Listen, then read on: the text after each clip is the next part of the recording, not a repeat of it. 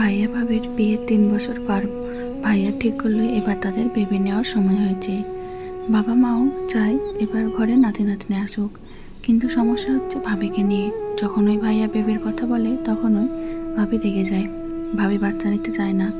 এতদিন আমরা ভাবতাম ওরা হয়তো এই 3 বছর নিজেদের সময় দিয়েছে, দুজনে কোয়ালিটি টাইম স্পেন্ড করার জন্যই হয়তো এত বছর বেবির প্ল্যানিং করেনি। কিন্তু এখন ব্যাপারটা সবার সামনে চলে এসেছে। রোজই ভাইয়ার সাথে ভাবির ঝগড়া হয় এটা নিয়ে। ভাবি কেন বাচ্চা নিতে চায় না সেই ব্যাপারটাও পরিষ্কার নয়, অথচ পাশের ফ্ল্যাটের বাচ্চাগুলোকে দেখলে সে কি আদর করে, কাছে টেনে নেয়। ভাবি তো বাচ্চা অপছন্দ করে তেমনটাও নয়। তাহলে সমস্যাটা কোথায়? আজও ভাইয়ার সাথে ভাবির প্রচণ্ড ঝগড়া হয়েছে। কিছু না খেয়েই ভাইয়া অফিসে চলে গেল, আর ভাবি চলে গেল তার খালার বাড়ি। বাবা মায়ের কাছে না গিয়ে খালার কাছে কেন গেল? কারণ ভাবি ছোটো থেকে খালার কাছে মানুষ হয়েছে, তারাই ভাবিকে দেখে শুনে বিয়ে দিয়েছে। এখন যদি কেউ আমাদের এই প্রশ্নের উত্তর দিতে পারে যে ভাবি কেন মা হতে চায় না, তাহলে সেটা একমাত্র ভাবির নিতু খালাই পারবে। আমি আর ভাইয়া গেলাম ভাবিকে আনতে আর নিতু খালার সাথে কথা বলতে। নিতু খালা বলল, তোমরা তো জানোই নিশার বাবা মা মারা গেছেন। ছোট থেকে ও অনেক মানসিক অশান্তির মধ্যে দিয়ে গেছে। দুলাভাই আর আপা যখন আমাদের সবাইকে নিশির আসার খবরটা দিয়েছিল, তখন থেকেই আমরা সবাই ভীষণ খুশি ছিলাম। নিশির দাদা দাদিও তাদের অনাগত নাতি নাতনির জন্য অধীর আগ্রহে অপেক্ষা করছিলেন। আপার তখন ভরা মাস। ওর শ্বশুর শাশুড়ি চেয়েছিলেন এই সময় তাদের বউ তাদের বাড়িতে থাকবে। ডেলিভারি ডেট খুব কাছেই ছিল। এমন সময় একদিন সকালে আমাদের বাড়ির থেকে আপার কাছে বাবার মৃত্যুর খবর গেল। হঠাৎ স্ট্রোক করে মারা গেল বাবা। দুলাভাই আপাকে নিয়ে তৎক্ষণাৎ বেরিয়ে পড়ে, কিন্তু বাবাকে সেই শেষ দেখাটাও দেখতে পারেনি আপা। নিজের লাশে ফিরে এসেছে। রাস্তায় অ্যাক্সিডেন্টের পথে দুলাভাই মারা যায়। আপাকে হাসপাতালে নেওয়া হয়। নিশিকে বাঁচানো গেলেও আপাকে আমরা বাঁচাতে পারিনি। একই দিনে 3টে মৃত্যু। তার কয়েকদিন পর নিশির দাদার হার্ট অ্যাটাক হয়। ছেলে আর ছেলের বউয়ের শোকে তিনিও সবাইকে ছেড়ে চলে যান। নিশিকে ওর দাদি সহ্য করতে পারতেন না। সারাক্ষণ ডাইনি অপয়া বলে গালাগালি করতেন। তিনি ভাবতেন নিশি অপয়া ছিল, তাই ওর আসার সাথে সাথে এতগুলো মানুষের মৃত্যু হয়েছে। কিন্তু এটা তো সত্যি নয় বলো।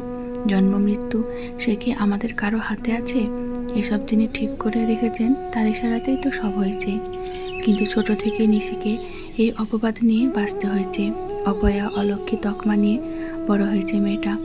ও যখন ক্লাস 5-এ উঠলো, তখন ও বাড়ির সবাই ওকে আমাদের কাছে পাঠিয়ে দিল বরাবরের মতো। পাড়ার প্রতিবেশীরাও কথা শোনাতে ছাড়তো না। একটা শুভ কাজে গেলে সেখান থেকে ওকে সরিয়ে দেওয়া হতো, এই বলে যে ও আসার আগে ওর বাবা মাকে খেয়ে ফেলে এসেছে। ওর জন্ম হওয়ার সময় এবং পরে 4-4টে মানুষের মৃত্যু হয়েছে।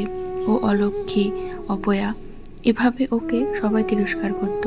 মেয়েটা ধীরে ধীরে একটা ট্রমার মধ্যে চলে যায়। অনেক কষ্ট করে ওকে বিয়ের জন্য রাজি করিয়েছিলাম, কিন্তু কোনোভাবেই এই ট্রমাটা থেকে বের হতে পারছি না। আমি আর ভাইয়া সমস্ত কথা শোনার পর একদম থমকে গেলাম। ভাবিকে অনেক ডক্টর দেখানো হলো, কিন্তু কিছুতেই তার এই ভয় কাটানো যাচ্ছে না। ভাবির মাথায় শুধু একটা ভাবনায় গেঁথে আছে।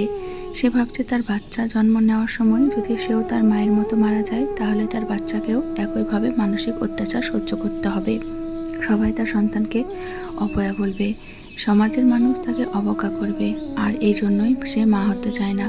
বাবা মা ছাড়া সন্তানদের জীবন কতটা যন্ত্রণা সেটা সে ভালো করে উপলব্ধি করেছে। অনাথ সন্তানদের মতো অসহায় মানুষ বোধহয় পৃথিবীর আর কোথাও নেই। অনেক কষ্টে আমরা ভাবিকে একটু স্বাভাবিক করতে পেরেছি। অনেক ডাক্তারের শরণাপন্ন হতে হয়েছে। সবশেষে ভাবি যেদিন আমাদেরকে সুখবর দিলেন, সেদিন থেকে আমাদের বাড়িতে নতুন করে খুশি ফিরে এলো। কিন্তু আমাদের সবার খুশি দেখে ভাবি মাঝে মাঝে ভীষণ ভয় পেত। ডেলিভারির দিন ভাবি আমাদের সবাইকে বলল, আমার যদি কিছু হয়ে যায়, তোমরা আমার বাচ্চাটাকে কখনো অবহেলা করো না। ওকে আমার মতো একা করে দিও না। ওকে মায়ের অভাব বুঝতে দিও না তোমরা। আমি ভাবির হাতটা শক্ত করে ধরে বললাম, আল্লাহর উপর ভরসা রাখো, সব ভালো হবে। আজকের সকালটা অন্যরকম। ভাবির জীবনের সবচেয়ে সুন্দর একটা সকাল। সে তার সমস্ত ভয়কে দূরে ঠেলে সরিয়ে দিয়ে 2টো ফুটফুটে টুইন বেবি জন্ম দিল, একটা ছেলে বাবু আর একটা মেয়ে বাবু। মা এবং বাচ্চারা তিনজনই সুস্থ আছে। বাচ্চাদের যখন ভাবির কাছে দেওয়া হলো, ভাবি তখন অঝরে কেঁদে যাচ্ছিল আর ভাইয়াকে বলছিল, আমি পেরেছি নিয়াজ, আমি হেরে যাইনি, আমি অপয়া নয়। তাই না বলো? আমি শুধু অবাক হয়ে ভাবির চোখে মুখে উপচে পড়া খুশি দেখছি আর ভাবছি আমাদের অসুস্থ সমাজ কত সহজেই একটা মানুষকে ট্রমাটাইজ করে দিতে পারে। বিষ খেলে মানুষ মরে যায়, কিন্তু মানুষের মুখের কথায় সেই বিষ থাকে। সেই বিষ দিয়ে অনায়াসেই একটা মানুষকে না মেরেও মৃত্যুর মতো যন্ত্রণা দিয়ে বাঁচিয়ে রাখা যায়।